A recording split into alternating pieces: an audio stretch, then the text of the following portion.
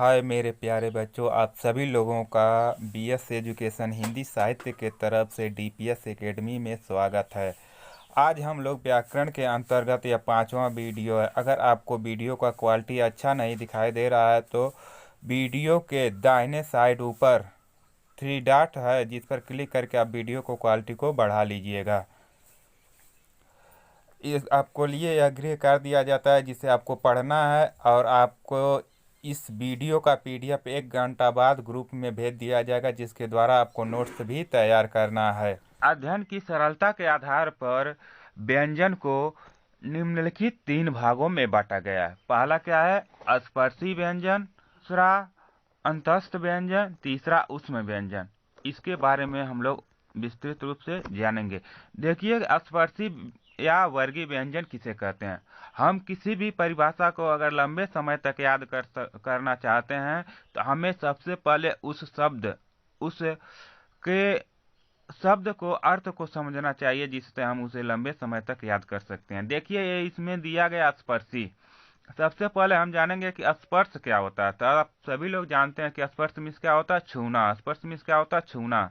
यानी जिस व्यंजन के उच्चारण में अर्थात बोलते समय हमारे मुख से निकलने वाले वायु या जीभ किसी न किसी भाग को स्पर्श करते हैं, उसी को हम स्पर्शी व्यंजन कहते हैं। और वर्ग क्या होता है? वर्ग मीन्स होता है एक ग्रुप, एक पहेली, ठीक है। यानी जिस व्यंजन को एक वर्ग में व्यवस्थित किया जाता है उसी को हम वर्गीय व्यंजन कहते हैं। जैसे यहाँ हम देखेंगे क ख ग घ अंग, क ख ग घ अंग। यहाँ आप लोग देखिएगा कि अंग इस तरह से नहीं लिखा जाता, ठीक है। यह जो नीचे है यहाँ नहीं रहेगा। अंग कैसे लिखा जाता है? ऐसे रहेगा, और बगल में इसके दाहिने तरफ बिंदी रहता है, ठीक है। यह नीचे वाला बिंदी क्या है? गलत माना जाता है। तो इसे आप लोग ध्यान दीजिएगा। इस तरह से हम लोग देखते हैं कि क ख ग घ अंग, इसमें क्या है? 5 वर्ग हैं। कितने वर्ग हैं? 5 वर्ग हैं। इन पांचों वर्ग में इसका सबसे पहले कौन है? क वर्ग है। इसीलिए क वर्ग को हम क्या कहते हैं? क वर्ग। इस वर्ग का पहला अक्षर क्या? क है, इसलिए इस पूरे वर्ग का हम क्या कहते हैं? क वर्ग नाम से जानते हैं। जैसे आप लोग के देखे होंगे, एक परिवार में अगर 5 सदस्य हैं तो उन पांचों सदस्य में घर का जो मुखिया होता है उसी मुखिया के नाम से उस परिवार को जाना जाता है। उसी प्रकार से यहाँ एक वर्ग में 5 सदस्य हैं। एक वर्ग में कितने हैं? 5 सदस्य हैं। और इन पांचों सदस्य में सबसे बड़ा कौन है? क है। इस क को ही हम इसका वर्ग के नाम से जानते हैं। इसमें देखिए च, छ, ज, झ, ञ, इसमें क्या है? च सबसे पहले है, इसलिए इसे हम च वर्ग के नाम से जानते हैं। इसको ट, ठ, ड, ढ, अड़, इसे हम ट वर्ग के नाम से जानते हैं। इसको हम नीचे वाले को त वर्ग के, उसके बाद प वर्ग के नाम से जानते हैं। आगे जब आप लोग पढ़ेंगे तो उसमें आपको, जैसे संधि पढ़ रहे हैं तो उसमें आपको दे दिया जाएगा कि क वर्ग का दूसरा अक्षर। तो उसमें आप जानेंगे कि क वर्ग का दूसरा अक्षर क्या होता है? ख होता है। क वर्ग का चौथा अक्षर तो क्या होता है? घ होता है। इसलिए इसको हमें जानना बहुत ही आवश्यक होता है। अगर आपसे पूछ दिया जाए कि ट वर्ग का तीसरा अक्षर क्या है, तो क्या होगा? ड होगा, ठीक है। और च वर्ग का दूसरा अक्षर क्या है? तो छ होगा। तो इसलिए इसी ऐसे हमें जानना बहुत ही आवश्यक होता है, ठीक है। इसी को हम क वर्ग कहते हैं। और हम जानते हैं कि क को जब हम बोलते हैं तो जो हमारे मुख से आवाज निकलता है वह हमारे मुख में किसी न किसी भाग को स्पर्श करता है, इसीलिए इन सभी वर्णों को हम स्पर्शी व्यंजन कहते हैं। आपसे परीक्षा में पूछा जाता है कि स्पर्शी व्यंजन कितने होते हैं, तो 25 होते हैं। जैसे क वर्ग में 5, च वर्ग में 5, इस तरह से 5, 5, 10, 5, 15, 5, 20, 25 वर्ण होते हैं, ठीक है। इसलिए आपसे पूछा जाए कि स्पर्शी व्यंजन में कितने वर्ण होते हैं, तो आप कितना बताएंगे? 25 वर्ण होते हैं। अब देखेंगे इसके परिभाषा को। वे शब्द जो कंठ, ओष्ठ, ताल, मूर्धा, दंत आदि स्थानों के स्पर्श से बोले जाते हैं उन्हें हम स्पर्शी या वर्गीय व्यंजन कहते हैं। अब आप लोग सोचते होंगे कि कंठ क्या होता है, ओष्ठ क्या होता है। चलिए इसे हम अगले देखते हैं विस्तृत रूप में। यह जो है यह एक मानव का क्या है? मुख का भाग है। एक मानव के मुख का भाग है।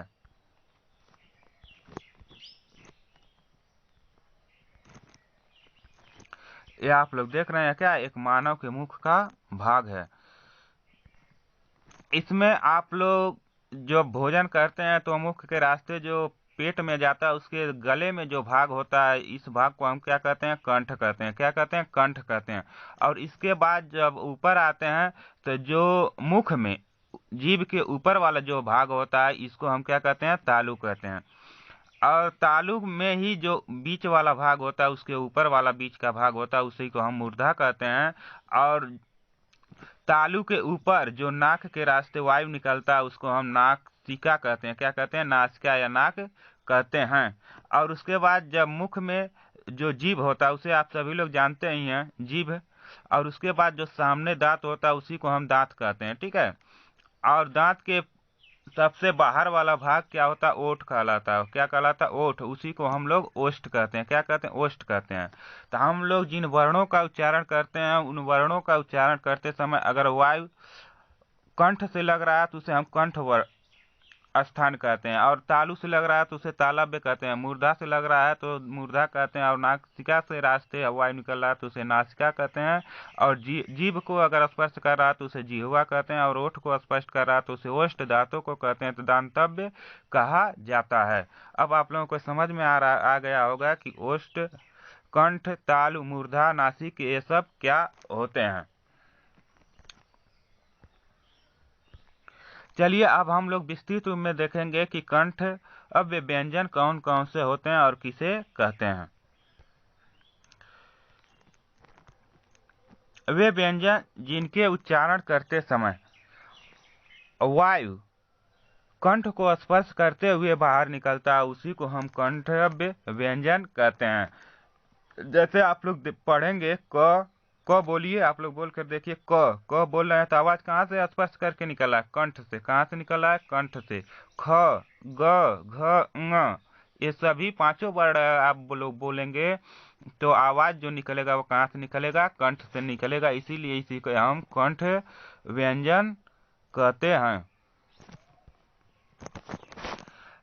तो चलिए इसका परिभाषा देखते हैं। जिनके उच्चारण में केवल कंठ या गला का उपयोग होता है, उन्हें हम कंठव्य व्यंजन कहते हैं। इसे आपको याद इतना ही रखना है कि जिसके उच्चारण में कंठ या गला का उपयोग होता है, उसे हम कंठव्य व्यंजन कहते हैं।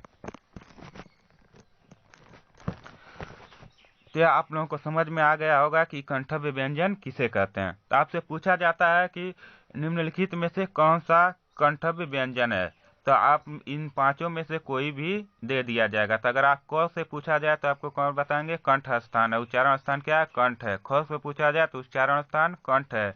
अगर ग का पूछा जाए तो उच्चारण स्थान क्या है, कंठ है। घ का भी उच्चारण स्थान कंठ है। ङ का भी उच्चारण स्थान कंठ है।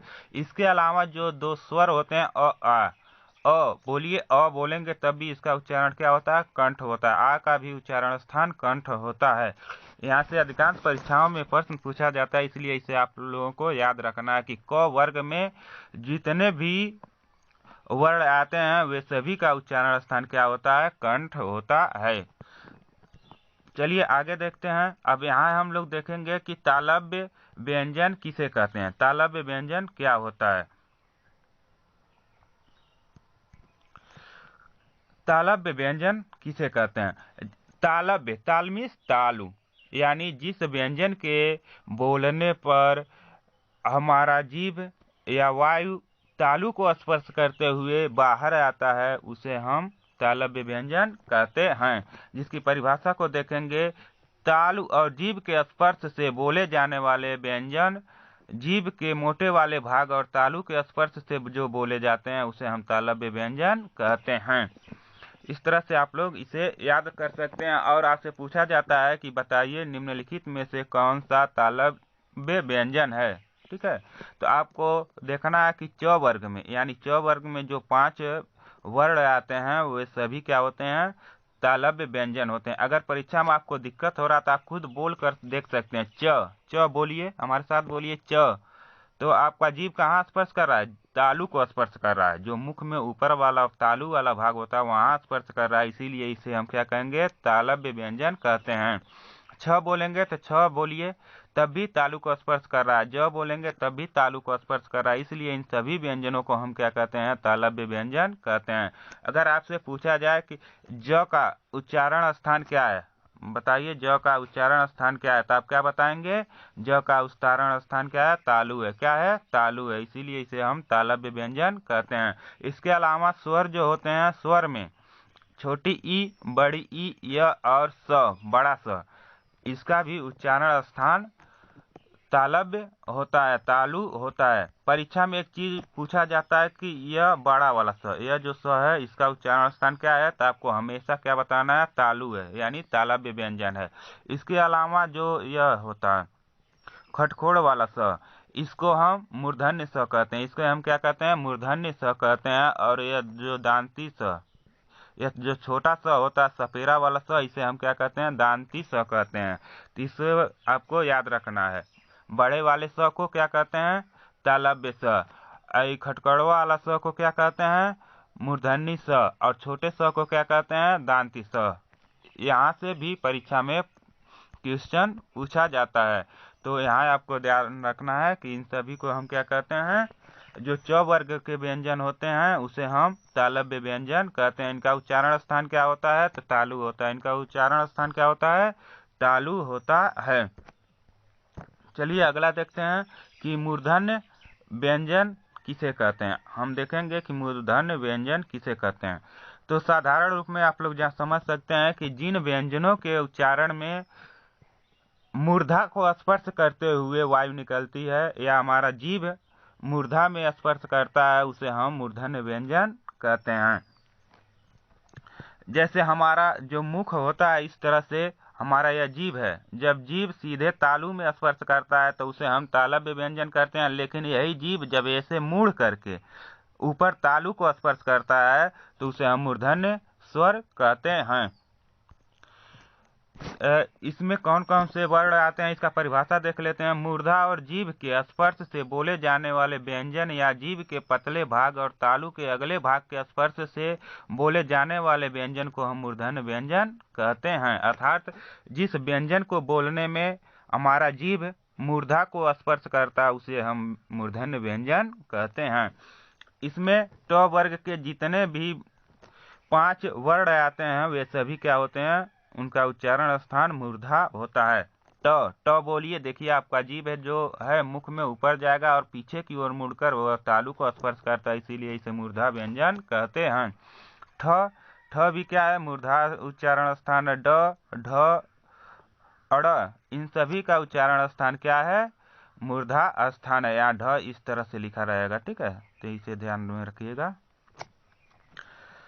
इस तरह से अगर आपसे पूछा जाए कि ट का उच्चारण स्थान क्या है, तो आप क्या बताएंगे, मूर्धा है। क्या है, मूर्धा है। क्या है, मूर्धा है, आप बताएंगे, ठीक है। अगर ठ का उच्चारण स्थान पूछा जाए तो आप बताएंगे मूर्धा है। ड का पूछा जाए तो मूर्धा है। ढ का पूछा जाए तो मूर्धा है। अड़ का पूछा जाए तो मूर्धा है। इसके अलावा जो स्वर में होते हैं री और र और ख, जो मैं पहले ही बताया हूँ, इन तीनों का भी उच्चारण स्थान क्या होता है, मूर्धा होता है। अगर यह पूछा जाए कि आपके किस प्रकार का व्यंजन है, तो आप बताएंगे कि यह मूर्धन्य व्यंजन है। कैसा व्यंजन है, मूर्धन्य व्यंजन है। और उच्चारण स्थान पूछा जाए तो आप क्या बताएंगे, मूर्धा बताएंगे। ट का उच्चारण स्थान क्या है, तो मूर्धा है। ट वर्ग का उच्चारण स्थान क्या है, तो मूर्धा है। इसे आपको ध्यान में रखना है। चलिए आगे देखते हैं। इसमें अब हम लोग देखेंगे कि दंत व्यंजन किसे कहते हैं।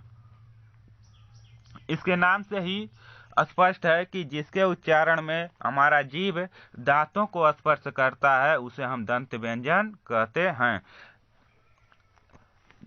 जैसे देख लीजिए इसके परिभाषा, जिन व्यंजनों के उच्चारण में जिह्वा की नोक ऊपरी दांतों को स्पर्श करती है उसे हम दंत व्यंजन कहते हैं। ये कौन कौन से होते हैं, जो त वर्ग के व्यंजन होते हैं उसे हम दंत व्यंजन कहते हैं। जैसे त, थ, द, ध, न। इसके अलावा क्या होता है, यह छोटा स भी दांती व्यंजन के अंतर्गत रखा जाता है। तो अगर आपसे पूछा जाए कि तो का उच्चारण स्थान क्या है, तो आप क्या बताएंगे, दंत। क्या है, दंत है। यह कौन सा व्यंजन है, तो दंत व्यंजन है। अगर द का पूछा जाए आपका उच्चारण स्थान तो क्या बताएंगे? दंत बताएंगे।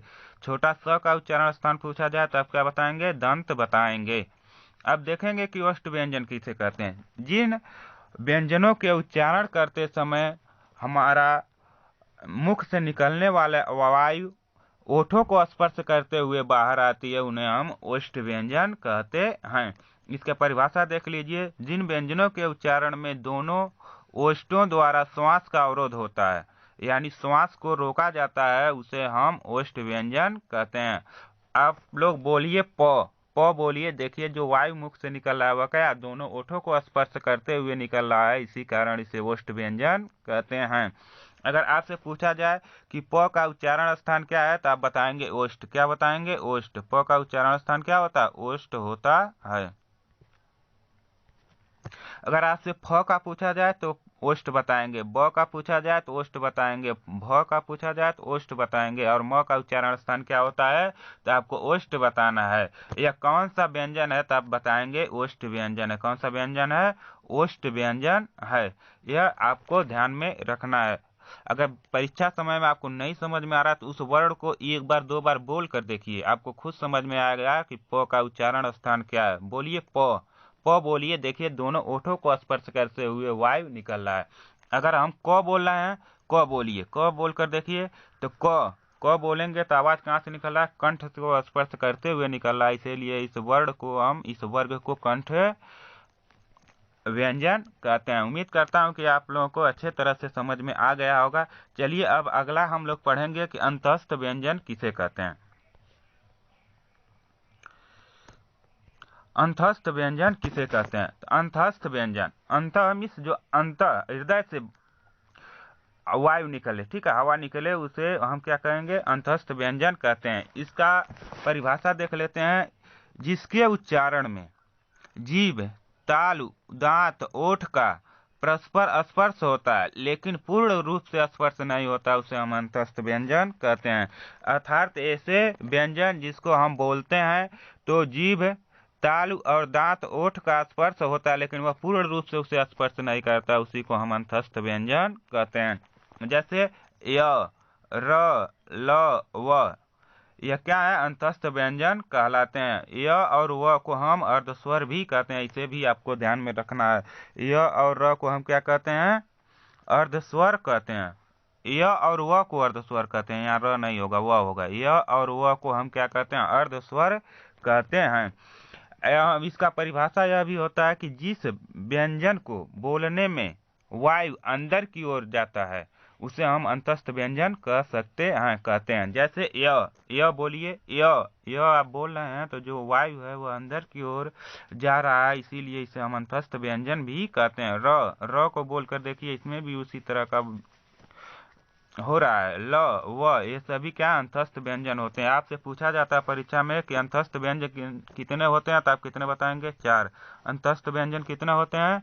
4 होते हैं। इसे भी आपको ध्यान में रखना। और अंतस्थ व्यंजन कौन कौन से होते हैं? तो य, र, ल, व, ये क्या होते हैं? अंतस्थ व्यंजन होते हैं।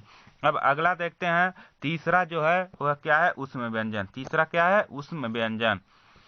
तीसरा जो व्यंजन होता है उसे हम ऊष्म व्यंजन कहते हैं। अब ऊष्म मीन्स क्या होता है? गर्मी। ऊष्म मीन्स क्या होता है? गर्मी। यानी जिस व्यंजन को बोलते समय या उच्चारण करते समय हमारे मुख में घर्षण होता है अर्थात ऊष्मा उत्पन्न होता है, उसे हम ऊष्म व्यंजन कहते हैं। चलिए इसके परिभाषा को देखते हैं।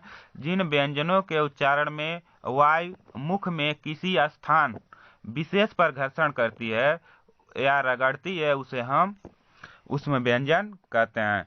जैसे स, ख, स, ह, ये सभी क्या है? ऊष्म व्यंजन है। स बोल रहे हैं तो देखिए आपके मुख में क्या हो रहा है? घर्षण हो रहा है और ऊष्मा यानी गर्मी उत्पन्न हो रहा है, इसीलिए इस व्यंजनों को हम ऊष्म व्यंजन कहते हैं। आपसे परीक्षा में पूछा जाए कि ऊष्म व्यंजन कितने होते हैं तो ऊष्म व्यंजन कितने होते हैं? 4 होते हैं। ऊष्म व्यंजन कितने होते हैं? 4 होते हैं। कौन कौन से? तालवी स, मूर्धन्य स, दांती स, ह, ये सभी को हम क्या कहते हैं? ऊष्म व्यंजन कहते हैं। अगर आपसे परीक्षा में पूछा जाए कि स्पर्श व्यंजन कितने होते हैं तो आप बताएंगे 25। कितने होते हैं? 25, क से लेकर म तक। और अंतस्थ व्यंजन कितने होते हैं? 4 होते हैं। अंतस्थ व्यंजन कितने होते हैं? 4 होते हैं। य, र, ल, व। और उसमें व्यंजन कितने होते हैं? तो यह भी 4 होते हैं। कौन कौन? स, ख, स, ह। ये सब मिलाकर कितने हो गए? 4 4 8, 8 5 13, यानी 3 और 2 1 3। कितने हो गए? 33। अगर आपसे पूछा जाए व्यंजन कितने होते हैं तो आपको बताना है 33। व्यंजन कितने होते हैं? 33। इन सभी को व्यंजनों को ही हम क्या कहते हैं? इनकी संख्या को ही हम व्यंजन कहते हैं। जैसे ये सभी कितने होते हैं? 33 होते हैं। कितने होते हैं? 33 होते हैं। क से लेकर कहाँ तक? ह तक जो व्यंजन होते हैं उसी को हम 33 व्यंजन कहते हैं। और कुल व्यंजनों की संख्या अगर पूछा जाए तो इसमें 4 व्यंजन और जुड़ जाते हैं। कौन से? छ, त्र, अज्ञ और स्र। ये जो 4 व्यंजन होते हैं इसको हम संयुक्त व्यंजन कहते हैं। क्या कहते हैं? संयुक्त व्यंजन कहते हैं। ये कुल मिलाकर 33 और 4 मिलाकर कितना हो जाएंगे? 37। कितना होंगे? 37 हो जाएंगे। 37 होते हैं। और इसके अलावा 2 और होते हैं। ड जो नीचे बिंदी रहता है, ढ, ठीक है, इसमें भी नीचे बिंदी रहता है। इसे हम उच्छिष्ट या अतिरिक्त व्यंजन कहते हैं। ये दोनों मिलाकर कितने हो जाएंगे? 39। कितने होते हैं? 39। अगर आपसे पूछा जाए कुल व्यंजन कितने होते हैं तो आप बताएंगे 39। अगर व्यंजन पूछा जाए तो आप बताएंगे 33। संयुक्त व्यंजन को इसलिए हम व्यंजन में काउंट नहीं करते हैं क्योंकि यह क्या? 2 व्यंजनों के मेल से बना होता है। जैसे क धन स से मिलकर बना है छ, त धन र से मिलकर बना है त्र, ज धन य से मिलकर बना है ज्ञ और स धन र से मिलकर बना है स्र। इसीलिए इसे हम संयुक्त व्यंजन कहते हैं। उम्मीद करता हूँ कि आप लोगों को यह समझ में आ गया होगा। इसके बाद हम लोग अगले पढ़ेंगे कि कंपन के आधार पर वर्णमाला कितने प्रकार के होते हैं। इस प्रकार से हम लोग देखे हैं कि स्पर्श के आधार पर व्यंजन को कितने भागों में बांटा गया, यानी अध्ययन के आधार पर व्यंजन को कितने भागों में बांटा गया। तो कितने भागों में बांटा गया? 3 भागों में। पहला क्या है? स्पर्श व्यंजन। दूसरा क्या है? अंतस्थ व्यंजन। तीसरा क्या है? उष्म व्यंजन। इसे आपको ध्यान में रखना है। चलिए, इसी के साथ इस वीडियो को आप लोग अपने दोस्तों मित्रों के साथ शेयर कीजिए और जो चैनल है उसे सब्सक्राइब कर लीजिए, जिससे जितना भी वीडियो डाला जाएगा उसका नोटिफिकेशन सबसे पहले आपके पास जाएगा। और यह क्लास 7:30 बजे, कितने बजे? 7:30 बजे शाम को, PM, ठीक है, शाम को रोजाना आपको क्रमबद्ध रूप से पढ़ाया जाएगा और संपूर्ण व्याकरण को पूरा कराया जाएगा, जिसमें आप लोग अच्छे तरह से पढ़ सकते हैं, समझ सकते हैं और इसका नोट भी बना सकते हैं, जिससे आप लोगों को पूरा ज्ञान होगा। और अधूरा ज्ञान हमें नहीं रखना, क्योंकि अधूरा ज्ञान मनुष्य के लिए क्या होता है? खतरनाक होता है। इसलिए आप पढ़िए और इसका नोट्स बनाते रहिए और अपने ज्ञान को एक अच्छा स्तर पर ले जाइए। चलिए, फिर इसी के साथ इस वीडियो को यहीं पर समाप्त करते हैं। फिर मिलते हैं अगले वीडियो में। तब तक के लिए जय हिंद, जय भारत।